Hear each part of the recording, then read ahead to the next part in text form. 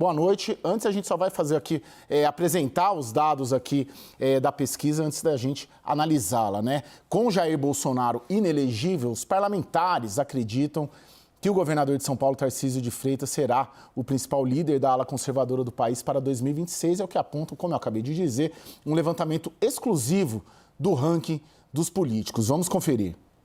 A aprovação da reforma tributária tem influenciado na escolha do nome que vai liderar o campo da centro-direita nas eleições de 2026. Ao assumir uma posição contrária de seu principal padrinho político, o ex-presidente Bolsonaro, o governador de São Paulo saiu fortalecido em Brasília. É o que aponta uma pesquisa inédita do ranking dos políticos. Na opinião de deputados federais, Tarcísio de Freitas é o nome com maior capacidade e possibilidade de liderar a direita. Em segundo lugar está Eduardo Leite, com 13,7%. Depois, Romeu Zema, com 12,7% e Michele Bolsonaro, com 9,8%. Tarcísio também foi o preferido entre os senadores, com 30%. Eduardo Leite teve mais citações no Senado, 25%.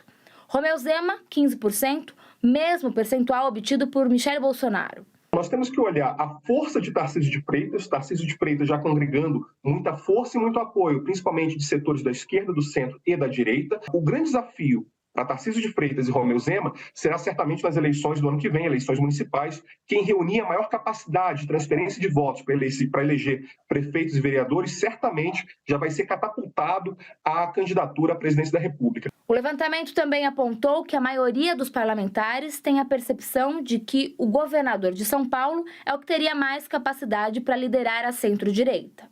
O campo da esquerda e o da direita na Câmara têm as percepções parecidas sobre a habilidade de Tarcísio. 52% dos deputados da esquerda acreditam que o governador de São Paulo teria alta capacidade. Na direita, são 55%. O centro é o espectro que mais acredita nas condições de Tarcísio, 78%. No Senado, mais parlamentares da esquerda, 60%, acreditam na alta capacidade de Tarcísio do que da direita, que são 40%.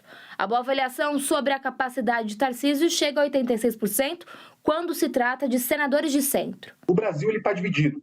Nós temos cerca de 35% da população mais ligada à direita, 35% ligada à esquerda. Então, o centro ele tem ali 30% que está difuso. É a busca desses 30% de centro que fazem diferença para a presidência da República. Então, quem caminhar para o centro terá essa vantagem. Tarcísio de Freitas já tem feito esse movimento, não à toa trouxe Feliciano Ramu para ser seu vice. A pesquisa do ranking político foi realizada entre os dias 13 e 14 de julho de 2023. O levantamento entrevistou 102 deputados federais de 21 partidos e 21 senadores de 13 partidos diferentes. A seleção respeitou o critério de proporcionalidade partidária. Vamos lá para a análise. Leonardo Barreto, por quê? Assim, o interessante da pesquisa é que é o Congresso Nacional falando, né? A elite política do país falando e apostando. Por que a elite política do país aposta tanto no Tarcísio de Freitas aí para liderar e para ser o candidato em 26? Bom, boa noite, Caio. Boa noite, meus colegas de comentário. Boa noite a todos que estão nos assistindo. Pela pesquisa, eu pude identificar alguns predicados, né, que os deputados e os senadores consideram como sendo importantes, né, para poder ter uma candidatura viável, uma candidatura possível da centro-direita lá em 2026. Primeiro, a gente precisa lembrar que o deputado e o senador, ele é, ao mesmo tempo, um observador, um analista do jogo político, mas ele também é um participante, né? Ou seja, então ele também responde como um torcedor, né? Tendo isso em mente, eu anotei aqui algumas questões que são importantes nos dados, e que eu acho que são critérios para responder essa pergunta, né? Primeiro, a gente precisa ter alguém que seja identificado com o centro, com a direita. Eu acho que esse, por exemplo, é o problema do governador Eduardo Leite, né? Talvez ele seja, entre os nomes testados, aquele que tem uma menor identificação, né, com esse espectro, né? Lembrando que o PSDB sempre se definiu como um partido de centro-esquerda e foi empurrado para a direita quando teve que enfrentar o PT sucessivas vezes, né? Um outro aspecto é alguém que tem grupo. Eu acho que esse, por exemplo, é o problema do Romeu Zema. Né? Ele vem de um partido muito pequeno, não é? E que, de certa maneira, é um partido que se recusou a fazer alianças, tanto na sua atuação parlamentar quanto nas eleições. Então, o Zema, de certa maneira, ainda é visto como um cara que não tem uma relação, uma capilaridade no sistema político, né? E isso o Tarcísio tem.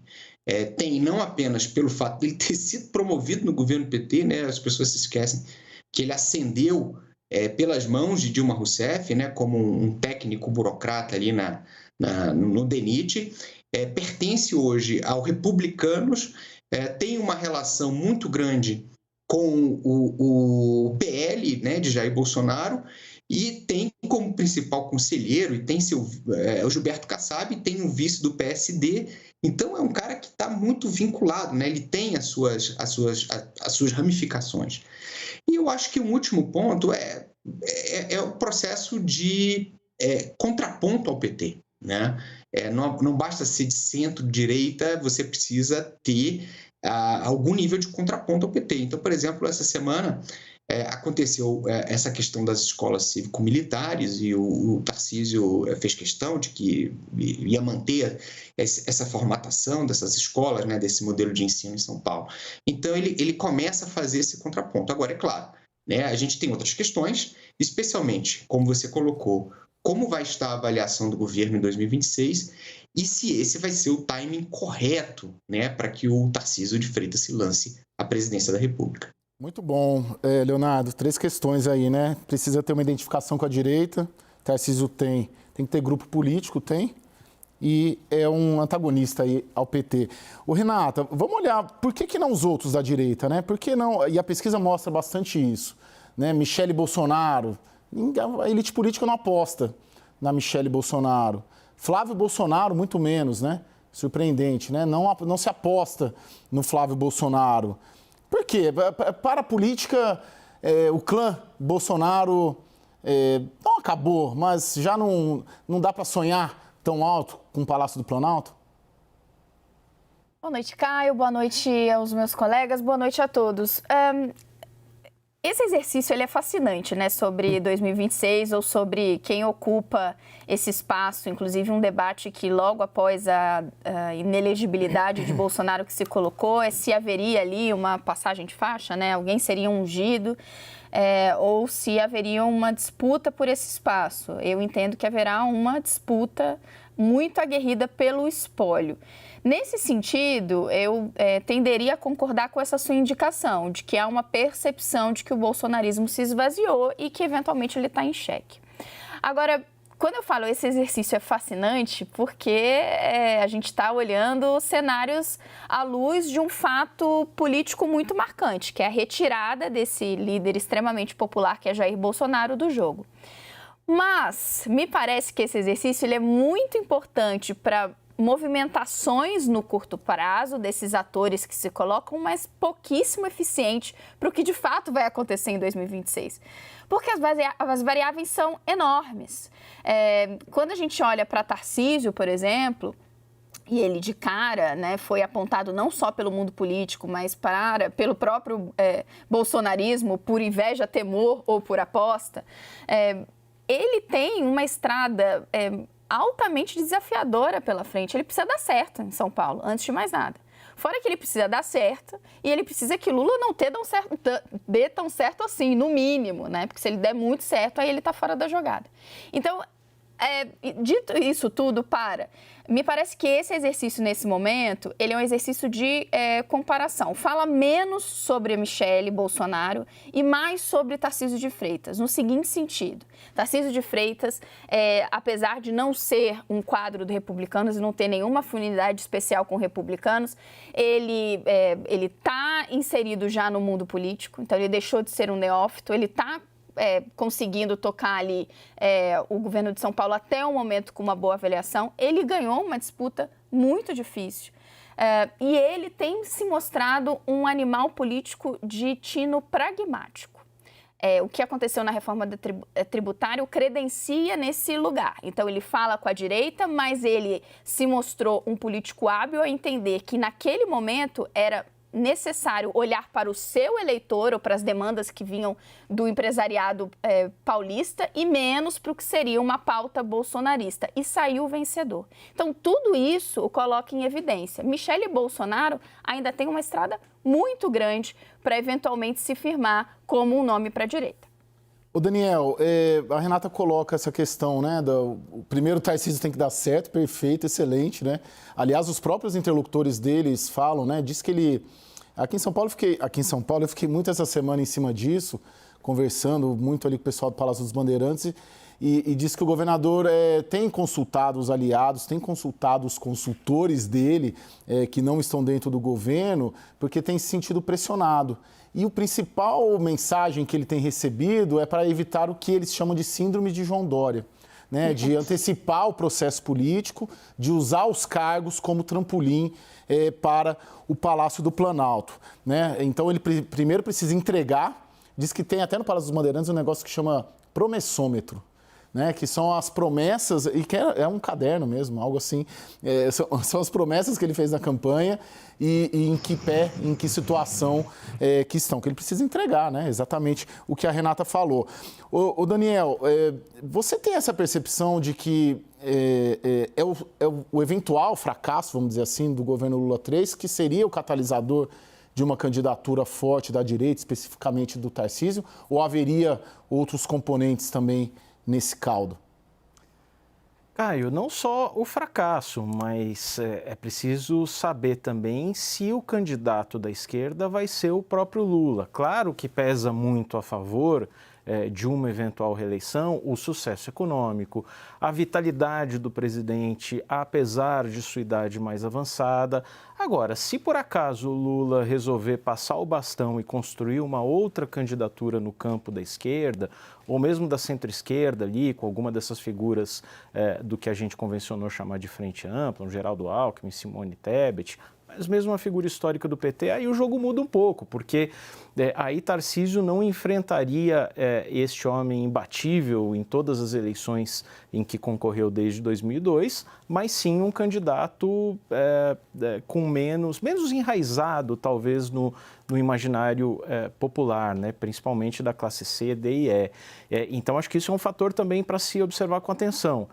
E por isso mesmo que Tarcísio, por mais que não se declare candidato e tenha que evitar isso, claro, é muito cedo, ele tem que tomar essa postura mesmo, né? Ele tem que fugir dessa síndrome João Dória, como você colocou, e não pode queimar largada. Então, ele nunca vai se colocar como um candidato por enquanto. Agora, muitas vezes não é o candidato que escolhe a política, é a política quem escolhe o candidato. E o momento tem pedido Tarcísio, né? Se vai continuar assim pelos próximos 3 anos, ninguém sabe. Agora, um fator curioso aí da trajetória do Tarcísio, nem todo mundo sabe, é que ele se graduou pelo Instituto de Engenharia, pelo Instituto Militar de Engenharia, foi o primeiro colocado quando entrou. Depois fez um concurso para a Controladoria Geral da União, foi o primeiro candidato, o primeiro colocado. Prestou um concurso para consultor legislativo da Câmara, que é um dos empregos mais concorridos aqui do funcionalismo público em Brasília, passou em primeiro. É candidato ao governo de São Paulo, termina em primeiro. Com essa trajetória aí, fica aquecendo bem para 2026, né? Ô, Léo, bem rapidamente, porque eu preciso chamar um intervalo, você não acha que o Tarcísio ele quebra um pouco esse antipaulistismo que tem na política brasileira, né? Essa rejeição do Brasil a candidatos paulistas, né? José Serra não deu certo na pretensão ao Palácio do Planalto, João Dória não deu certo e Geraldo Alckmin também. E ele, por ser carioca, por ser muito mais um tecnocrata, né? O DNA dele, ele não quebra esse antipaulistismo? Talvez quebre. Agora, só para reforçar uma questão que o Daniel trouxe, Caio, no discurso do Aguinaldo Ribeiro, na noite da votação da reforma tributária, ele agradeceu pessoalmente, né, o governador Tarcísio. E no momento em que ele fez isso, algum deputado ali da plateia, né, gritou: agradece ao Lula, agradece ao Lula. O Aguinaldo não agradeceu, né, não mencionou o presidente, porque fazia questão de mostrar que aquilo era uma obra do parlamento, mas mostra como o nome do Tarcísio já é um nome presidenciável, né? Automaticamente puxou ali a figura, ou alguém, falou assim, não, vamos colocar o Lula aí para demarcar território também. Então, o que o Daniel tem colocou é muito importante, né? Não basta querer, né? A conjuntura precisa colaborar também, precisa querer abrir o espaço para que você aproveite a oportunidade. Tá bom, pessoal.